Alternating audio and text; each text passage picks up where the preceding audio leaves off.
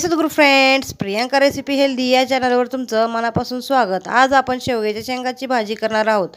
मी 10-12 लसूण पाकळ्या घेतलेले आहेत, अर्धा इंच अद्रक आणि 3 शेवग्याच्या शेंगा घेतलेत, टोमॅटो घेतलाय मध्यम आकाराचा, कांदा मध्यम आकाराचा घेतलाय, 2 चमचे खोबऱ्याचं किस घेतलेला आहे।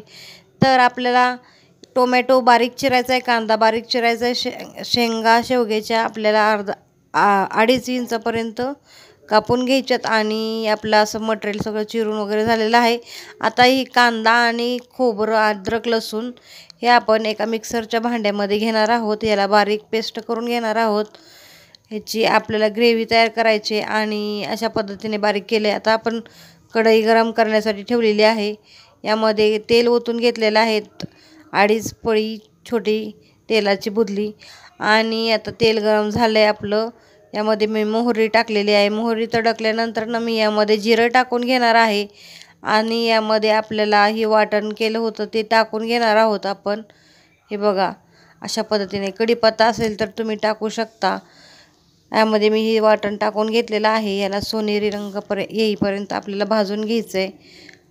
छान असं तेल सुटूपर्यंत भाजून घ्यायचं आहे। हे बघू शकता तुम्ही, सोनेरी रंग आलेला आहे।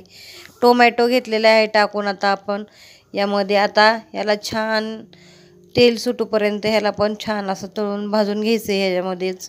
आता यामध्ये आपल्याला गरम मसाला वगैरे टाकून घ्यायचा आहे।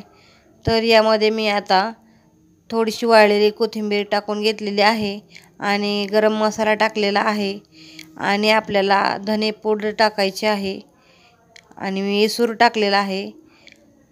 आता यामध्ये आपण चवीनुसार मीठ पण टाकून घेणार आहे। यामध्ये मी धनेपूड टाकलेले आहे, आता मीठ टाकून घेणार आहोत आपण।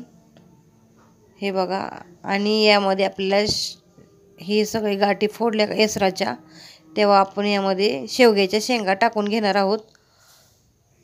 अशा पद्धतीने मी ही सगळे गाठी फोडून घेतलेत। आता यामध्ये शेवग्याच्या शेंगा टाकलेत आणि थोडंसं पाणी टाकून घेणार आहोत, अर्धा ग्लास, आणि याला व्यवस्थित हलवून छान शिजवून घेणार आहोत। आणि नंतर मग यामध्ये आपल्याला जेवढं पाहिजे तेवढं पाणी आपण ॲड करणार आहोत। आणि शेंगा शिजल्यानंतर हे बघा, आपल्या अशा पद्धतीने झालं आहे भाजी। तर तुम्हाला ही रेसिपी कशी वाटते ती तुम्ही कमेंटमध्ये सांगायला विसरू नका। हे बघा, आपलं पाणी हे भांडे विसळून घेतलेलं आहे आणि आपली अशा पद्धतीने भाजीचे स्ट्रक्चर झाले। माझा व्हिडिओ पाहिल्याबद्दल थँक्यू। सबस्क्राईब करायला विसरू नका। ही रेसिपी कशी झाली ही कमेंटमध्ये सांगायला विसरू नका। लाईक करा। थँक्यू।